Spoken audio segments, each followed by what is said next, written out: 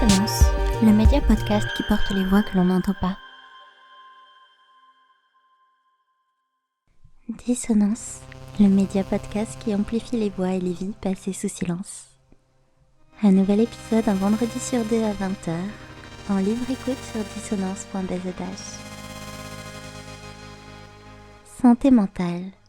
Politiser les vécus pour imaginer collectivement une société inclusive et émancipatrice. Militantisme, politisation, aide mutuelle. Penser la lutte collective comme moyen d'émancipation. Imaginer collectivement une société juste, égalitaire et inclusive, au service de l'émancipation de tous.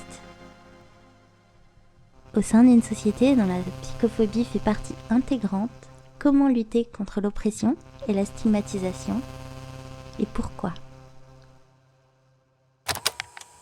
Le terme de santé mentale, pour moi, c'est qui renvoie à une réalité dans laquelle tout le monde peut s'identifier, en fait. Pour moi, c'est quelque chose qui est à la mode parce que tout le monde, du coup, a des problèmes de santé mentale. Ce qui est vrai, on vit dans une société dans laquelle il y a de plus en plus de personnes qui ont des problèmes de santé mentale, mais je trouve que c'est un terme qui est aussi bâtard, dans le sens où il y a une intention, il y a une mode qui est portée sur la santé mentale et qui a une espèce comme de pinkwashing, comme il y a du greenwashing, mais pour moi il y a un peu du santé mentale washing. Ça devient un truc pour pouvoir se développer personnellement, pour pouvoir être plus performant ou pour pouvoir faire parler de soi et pas vraiment écouter forcément les personnes qui sont vraiment les plus en difficulté. Et ça peut être aussi un outil qui est oppressif dans le sens où du coup les gens font les choses pour leur santé mentale alors qu'en réalité pas tant que ça. C'est juste une façon pour eux, par exemple, de se dédouaner ou de se déresponsabiliser de certains comportements. Donc je trouve que c'est intéressant que le terme se généralise et que cette mode se généralise. Ça pousse les gens à avoir une conscience accrue des problématiques de la santé mentale. Mais en même temps, le verse de ça, que c'est quelque chose qui devient une forme d'outil d'oppression pour les personnes qui vivent vraiment des troubles, qui sont vraiment en difficulté, qui sont pas réellement reconnus parce que du coup tout le monde a des problèmes de santé mentale d'une part, et parce que aussi les gens n'agissent pas correctement parce que pour ma santé mentale. Je me sens concerné par la santé mentale parce que j'ai des problèmes de santé mentale pour le coup, enfin vraiment prise en charge depuis plusieurs années. Donc je me sens concerné parce que je le vis dans ma vie quotidienne et que je le vivrai toute ma vie avec. Donc voilà, c'est une expérience quotidienne de symptômes, de difficultés, mais aussi de tentatives pour trouver des solutions à travers des prises en charge, à travers des médicaments, à travers un aménagement de vie aussi, un aménagement relationnel. Donc je dirais que c'est pour ça que ce sujet, il me touche particulièrement.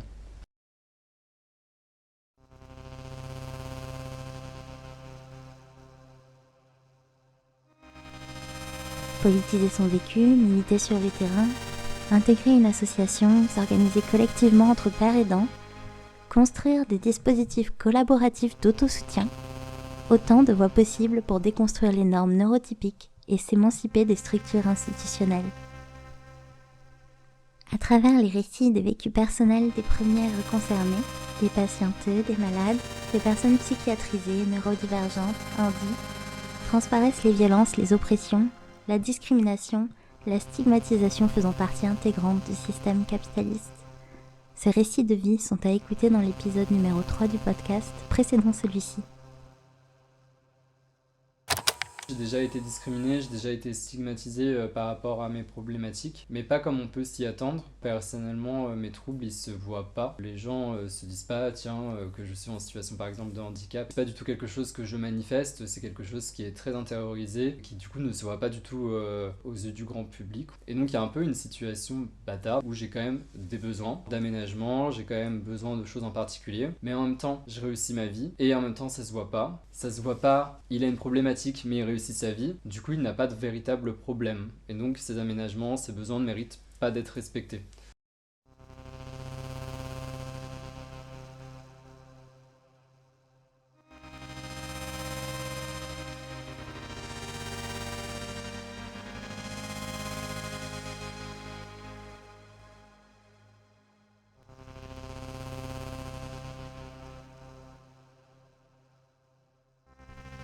Mais c'est au travers de leurs paroles que se dessinent également les réponses, les pistes, les moyens de résistance possibles. La première conséquence de la stigmatisation des personnes psychiatrisées, qui est également la plus utile au système néolibéral, est de réduire au silence, d'invisibiliser les vécus personnels, de faire taire la lutte.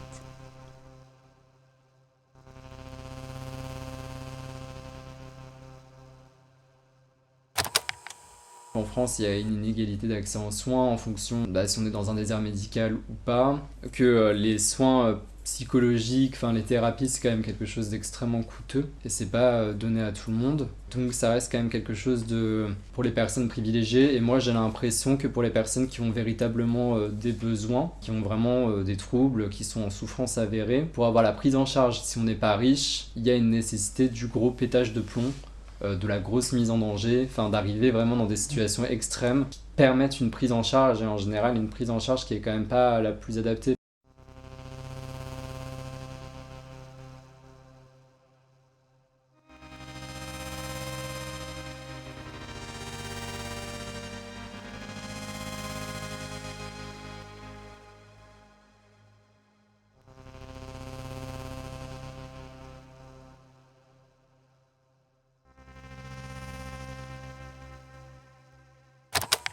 Si je vivais au début du XXe siècle, alors je me dis, j'aurais été complètement lobotomisé, clairement, parce que moi, ça m'a l'air d'être une société très dure, c'est vrai qu'aujourd'hui, on a beaucoup plus de liberté, on a un rapport à la norme qui est quand même beaucoup plus relâché, donc on a moins de contraintes juste sur nos esprits, on a une liberté supplémentaire.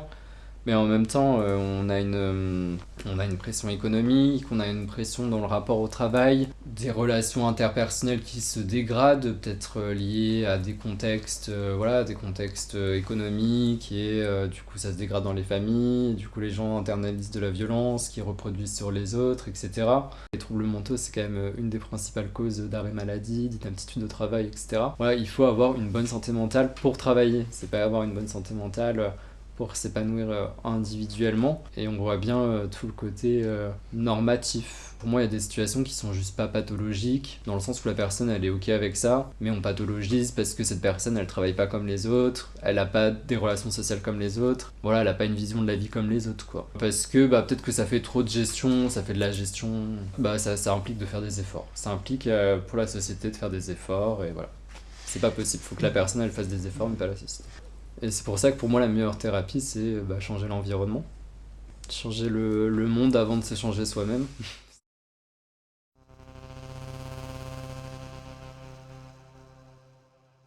Politiser les récits individuels pour se réapproprier son histoire personnelle devient alors un moyen pour chacun et chacune autant de combattre l'oppression que de s'émanciper individuellement.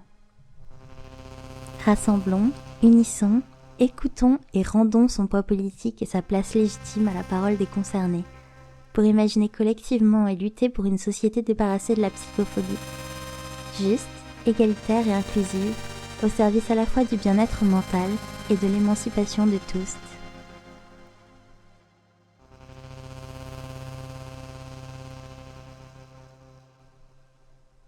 Pour toi, le sujet de la santé mentale est-il politique ? Bien sûr que le sujet de la santé mentale, il est politique. Les médecins, les institutions, j'ai l'impression qu'ils refusent que ton mal-être puisse venir de la société, en fait. À mon sens, les 3/4 des gens qui vont chez le psy, ils vont pas bien parce que le système va mal. Ils sont pauvres, le climat politique national et international, le dérèglement climatique et tout, c'est hyper anxiogène. Pour moi, justement, les institutions médicales, tout le sujet même de la santé mentale qui est devenu d'un coup super à la mode, c'est aussi pour encore plus individualiser la société.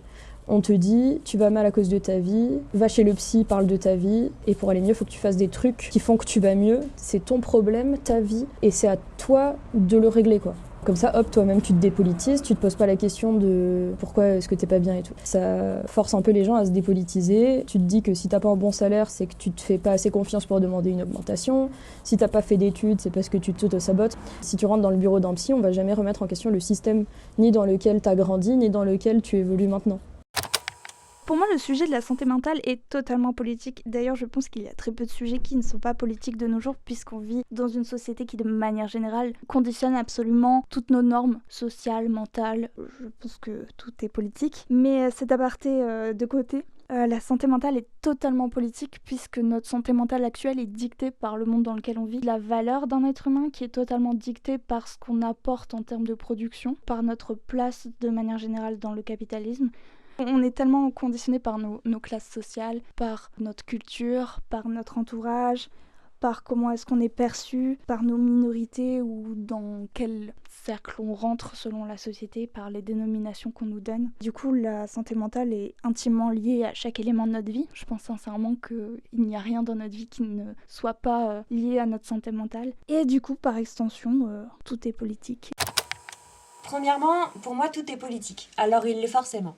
La santé en général est politique de manière plurielle. Premièrement, les personnes handicapées sont discriminées dans notre société validiste. Ensuite, les institutions publiques se font ravager par les politiques de ces dernières années, le manque de lits, personnel, moyens, matériel et j'en passe, ce qui mène forcément à des professionnels de santé moins exigeants, donc plus aptes à commettre des erreurs. Et surtout, la santé mentale et par extension la psychiatrie a un versant important qui est l'antipsychiatrie. Je me considère comme antipsychiatrie, pas dans le sens où je rejette ce versant de la médecine, que je refuse de voir des professionnels de santé ou que je refuse tout traitement. La preuve, c'est que je suis suivie par une neuropsy, un psychiatre et que je suis médicamentée depuis Mathusalem. Je suis antipsychiatrie dans le sens du courant politique, qui prône l'abolition des institutions dans le domaine du soin sans le refus du soin. Je considère la manière dont la psychiatrie est organisée comme stigmatisante et profondément injuste. Elle écarte de la société les personnes dites folles. On les ségrègue, que ce soit dans les hôpitaux psychiatriques ou socialement. On les enferme sous la case de la folie, car elles sont considérées hors de la norme sociale. Ça me paraît évident.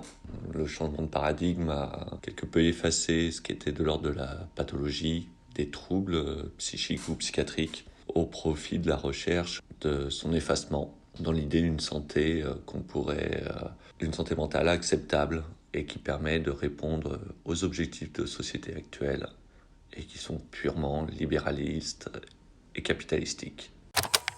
La politique dominante s'en empare, voilà, avec l'OMS, avec le gouvernement qui fait des plans de santé mentale, etc. Et justement, en fait, c'est pour ça que c'est bâtard, parce que, en fait, oui, c'est bien que les gens aient accès à leur santé mentale, mais la santé mentale, ça devient un problème de santé mentale, et ça devient plus un problème de société. Et du coup, on prend plus le problème à la source, avec les pressions économiques, matérielles, les relations systémiques entre les gens qui peuvent pousser à des abus, etc. Et on dit, non, c'est un problème de santé mentale. Il y a le côté, en plus de ça, qui reste très politique, des moyens qui sont mis dans la santé mentale. C'est pas du tout une priorité dans notre société actuelle, c'est même l'inverse. On essaye de plus en plus de nous faire aller dans la production et d'ignorer la santé mentale qui va avec parce que notre valeur est uniquement liée à ce qu'on produit et non à ce qu'on est. Et on oublie finalement l'essentiel qui est quand même aussi un système dans lequel on vit, qui est oppressant, qui nous pousse très très loin de plus en plus, qui nous détériore, qui nous abîme au niveau du commun, de la société, le politique. Justement, je pense que le politique a une place importante aussi dans tout ça. La société est de moins en moins adaptée à la majorité des gens. Tout simplement, je pense qu'il y a une pression dans le rapport au travail, une pression économique, des parcours d'études qui se complexifient pour avoir des débouchés. Ça met sous pression, perturbation des relations interpersonnelles et donc forcément dégradation de la santé mentale générale. Ça, c'est des dynamiques qu'on voit quand même depuis quelques années et pour moi, la dégradation de la santé mentale, elle est un peu symptomatique de ces problématiques de société. Il y a un héritage freudien immense dans la thérapie en France. C'est beaucoup dans l'analyse, très peu dans la solution. Donc on va vraiment beaucoup de séances où tu vas raconter ta vie pour analyser que c'est à cause de tes parents si rien ne va. On te donne pas de solution à appliquer dans ta vie. Tu payes 80 € par semaine et tu as l'impression de t'être occupé de ta santé mentale. Si on te demande est-ce que tu t'occupes de ta santé mentale, tu dis oui, je vais chez le psy, quoi. Et au final, la plupart du temps, c'est à cause de problèmes politiques en fait que les gens vont mal.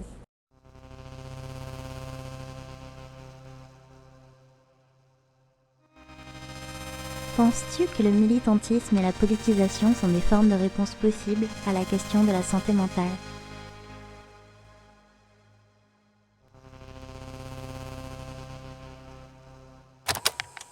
Indéniablement, les réponses aux soins, elles doivent venir des humains qui ont ces problèmes-là en priorité. C'est pour ça que les mouvements anti-psychiatrie, ils sont primordiaux parce qu'ils vont remettre l'humain au centre des débats et dénoncer un certain nombre de maltraitances, surtout dans une société comme la nôtre où le but c'est de faire de l'argent et où on parle de clients plutôt que patients.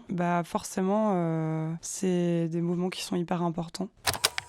Puisque la question de la santé mentale est politique, il me paraît évident que nous, en tant qu'individus, citoyens, nous devons forcément politiser le sujet dans une recherche de quelque chose qui se rapproche plus de nos propres valeurs. Je vais reprendre une citation classique en la malmenant un peu, puisque à l'origine, elle est de Dostoïevski qui dit que nous ne pouvons juger du degré de civilisation d'une nation qu'en visitant ses prisons. Je pense qu'on peut y ajouter en visitant ses hôpitaux psychiatriques, soit, mais on pourrait maintenant aller visiter simplement l'hôpital général. Oui, je pense qu'il faut militer et qu'il faut ne pas oublier le côté très politique du fait que c'est en militant qu'on aura accès à de meilleurs moyens pour mieux traiter la santé mentale, qu'on aura un monde qui nous permettra d'avoir une meilleure santé mentale de base, tout simplement en vivant moins dans notre valeur monétaire et plus dans notre valeur morale. Mais quand même, moi, il y a un savoir que j'ai pas. Je suis pas capable de faire médecine. Et je trouve qu'il y a une limite aussi à se reposer que sur des militants qui n'ont pas forcément tout ce savoir-là. Le mieux, ça serait encore d'avoir des médecins militants. Plus de médecins militants, en tout cas. Et ça existe un peu, mais pas beaucoup. Si je dois prendre l'exemple de la dépression, moi, il y a des choses que je peux pas connaître sur comment fonctionne la chimie du cerveau. Et indéniablement, moi, les médicaments, ils m'ont quand même aidé. Je pense qu'il y a un moment où mon cerveau, il suivait plus du tout et où le traitement était là pour me redonner un peu goût à la vie aussi. Ça, c'est sûr. Je pense oui, jusqu'à un certain point. Je pense que ça peut permettre de se sentir compris, entouré, de mettre en place des moyens concrets de lutte et de porter une parole en essayant de faire vraiment changer concrètement les choses. Ça donne un peu un sens à tout ça. Après, autour de moi, ces dernières années, j'ai eu énormément d'amis qui sont tombés en burn-out militant.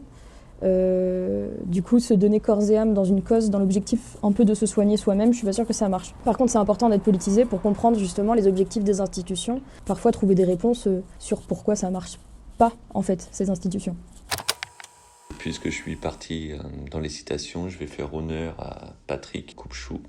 Dans son livre « Un monde de fous », qui d'une certaine manière résume ma pensée sur le sujet, il affirme qu'en replaçant la question de la souffrance psychique au cœur de la question politique, on ouvre une nouvelle porte, celle de la réflexion sur la façon dont nous voulons vivre ensemble sur le projet de société qui doit être le nôtre. Que notre société entend répondre avant tout au risque social, c'est le choix prioritaire qu'elle est en train de faire au détriment du soin. Dans une approche sociale et concrète, oui. Plus de personnes auront un avis construit et éclairé sur les institutions, plus des voix s'élèveront pour les faire tomber. Je pense que comme beaucoup de politiques discriminantes, elles reposent sur la non-compréhension des personnes qui pensent y adhérer. Et le climat hyper-validiste ambiant aide forcément pas à la remise en question d'un système en entier. Un exemple de militantisme qui travaille sur le soin et qui fonctionne plus ou moins en tout cas, mais aussi qui répond à un manque. Donc c'est la Caisse autonome de soins et de santé en Bretagne, qui existe depuis 3-4 ans maintenant. Donc en gros, c'est une caisse sur le modèle des caisses anti-répression, c'est-à-dire qu'on récolte de l'argent et on le redistribue aux personnes qui en ont besoin, les personnes précaires, qui ont besoin d'argent pour leurs soins de santé qui ne seraient pas remboursés par ailleurs, pour un certain nombre de raisons. C'est aussi un collectif qui organise des soirées autour du soin. Par exemple, la prochaine soirée, c'est le 4 février à Morlaix. Il va y avoir un concert punk, mais à chaque fois, avant ces concerts-là, on prévoit un petit temps pour soit regarder un film, soit discuter ensemble. Là, la prochaine fois, ça sera un film sur la dépression et sur la reconstruction surtout. La reconstruction suite à la dépression, quoi. La Caisse, ça répond à un manque. Ça a été créé par 3 personnes qui sont réunies suite à un certain nombre de décès de proches qui s'étaient suicidés. C'était des personnes queer. Et c'est vrai que, c'est connu, même si on regarde un peu les études sociales, que c'est une des populations à risque par rapport au suicide. Bon, là, je parle de mes potes, mais... Mais oui, les personnes queer ont un certain nombre de chances de se suicider plus que la normale. C'est ce qu'on a vécu et à un moment, on se rendait compte que il y avait aussi cette difficulté à payer des soins en tant que queer parce que précaire et tout ça. Du coup, ouais, c'est une forme de réponse par rapport à un manque, mais ça devrait pas être le cas, quoi. Voilà, c'est juste que à un moment, on essaye de trouver des solutions pour combler les manques. Et oui, le militantisme, ça peut aussi servir à ça. Je me suis créé au mieux un environnement qui est adapté. Après, oui, le militantisme qui soigne, je pense que ça fait du bien de sentir... de toute façon, ça fait du bien de savoir que des gens traversent les mêmes difficultés, qu'ils en parlent, font des actions en commun pour manifester leurs difficultés, pour avoir des solutions. Tout ça, ça fédère, ça fait du bien. Après, voilà, moi, je suis pas un gros partisan des actions... de l'influence du groupe, on va dire. Mais je doute pas du tout. Enfin, même moi, j'aime bien entendre des gens qui exposent leurs problématiques, savoir qu'ils luttent, qu'ils trouvent des solutions. Tout ça, ça aide, c'est clair. En France, on a quand même la sécurité sociale et c'est un droit qui est constamment remis en question. Pour moi, c'est hyper important aussi de se battre pour garder ce droit-là. La sécu, c'est quand même un droit qui est hyper important et on voit que dans les pays où il n'y a pas ça, c'est quand même vraiment la merde. J'évoquais plus tôt dans mon témoignage la notion d'acceptation de la souffrance psychique que l'on cherchait finalement à tout prix à éliminer. Et me vient une question toute simple. Finalement, à vouloir penser toutes ces plaies, est-ce qu'on ne permet pas au système de se reproduire ? Et je réaffirme que notre société cherche tout simplement à rejeter les inutiles, les déranger, les dérangeants.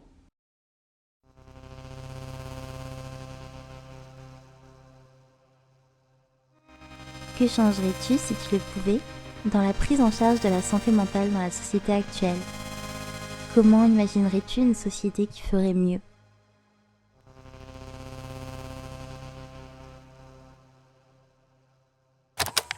Si on devait garder notre société capitaliste actuelle, ce qui ne serait pas idéal en vérité dans la prise en charge de la santé mentale, il faudrait mettre beaucoup plus de moyens dans les recherches, diriger cette fois vers des minorités et tout ce qu'on a exclu jusqu'à maintenant. En plus des études, qu'on augmente aussi les moyens dans les hôpitaux eux-mêmes et les effectifs, puisque les soignants actuels sont vraiment débordés, ce qui crée une déshumanisation. Et je pense qu'elle est intimement liée au fait que les prises en charge ne sont pas aussi efficaces qu'elles pourraient l'être.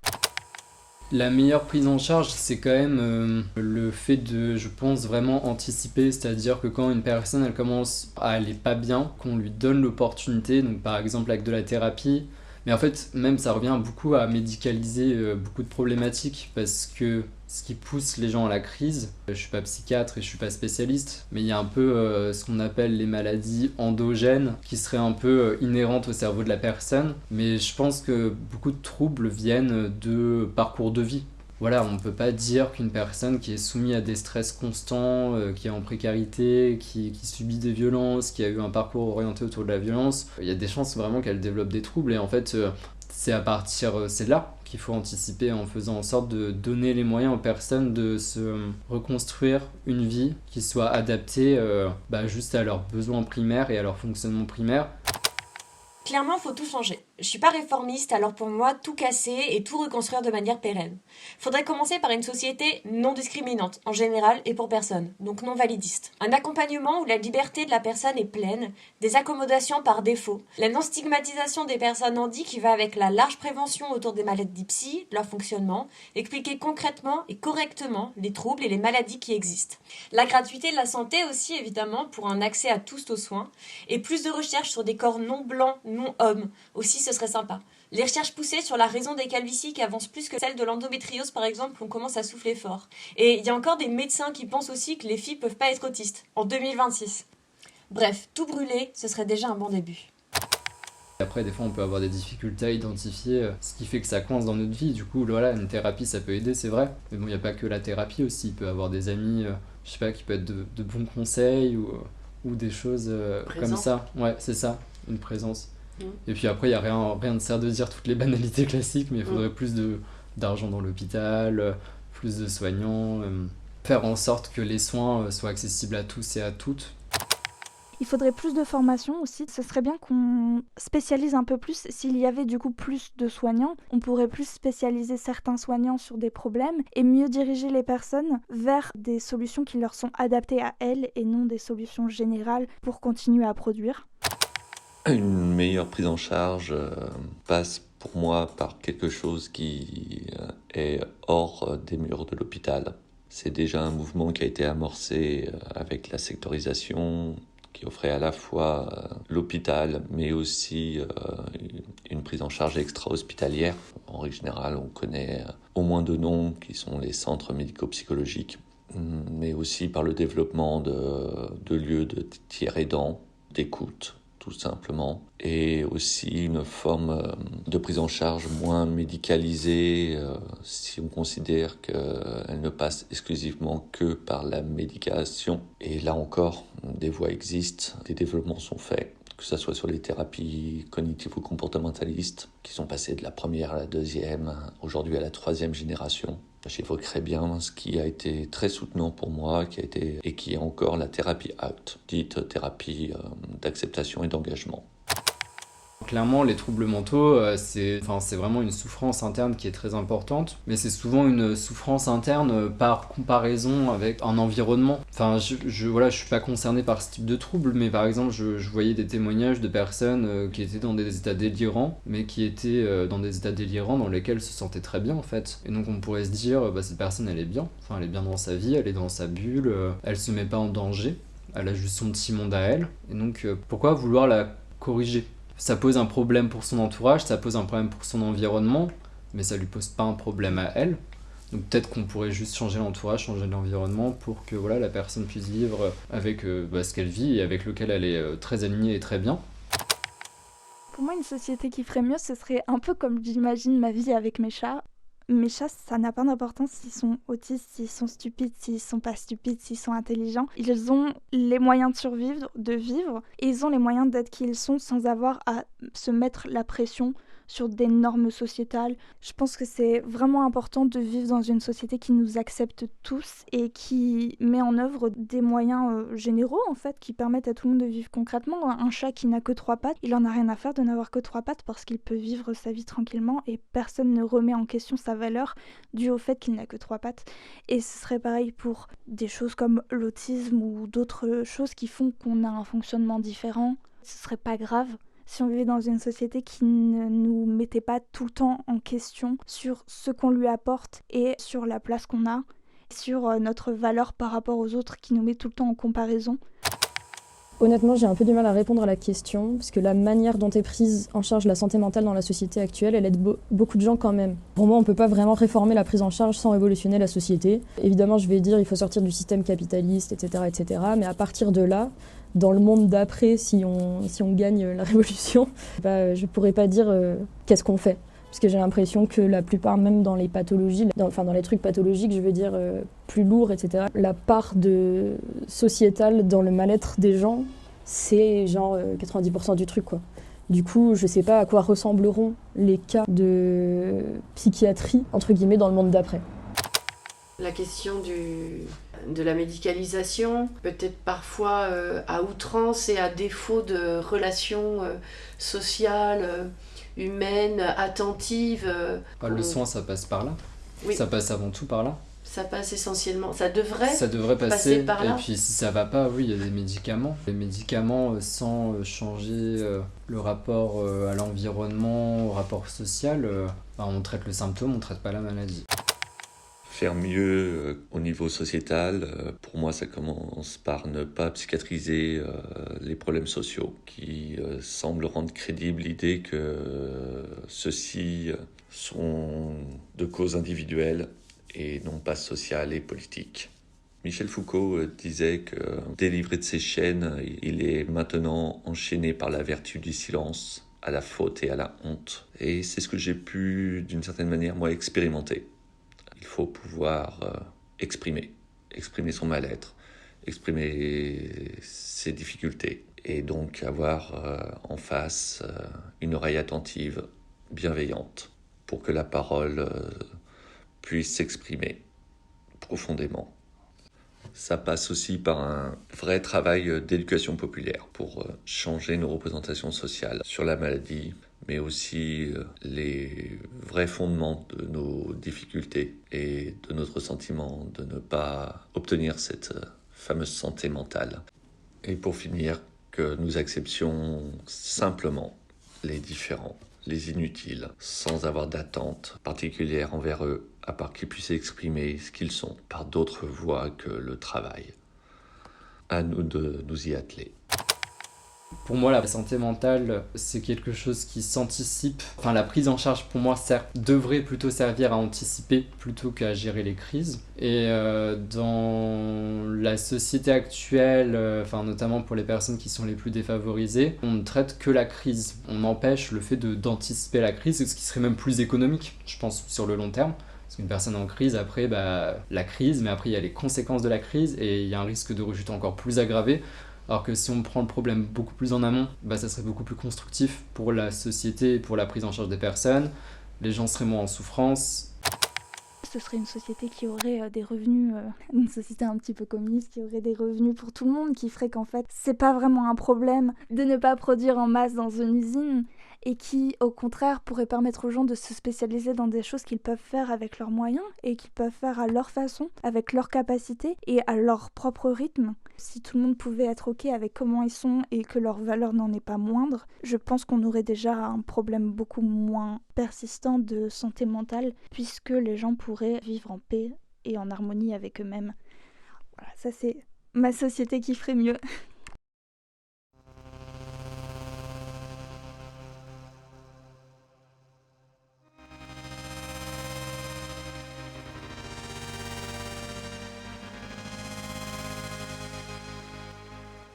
Face aux maltraitances d'un système intrinsèquement psychophobe, les moyens de résistance, les voies par lesquelles s'opposer à l'oppression et les ressources pour la contester sont multiples, diverses et plurielles. Il en existe autant que d'individus.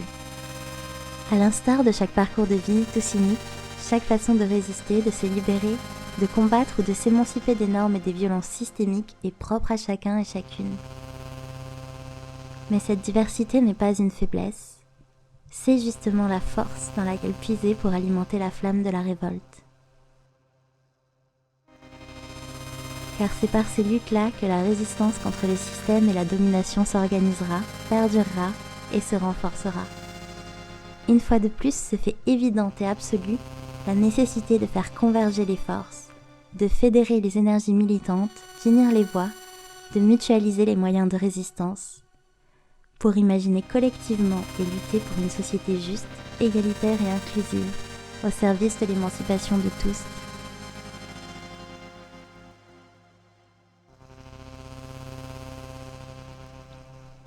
Merci d'avoir écouté cet épisode de Dissonance.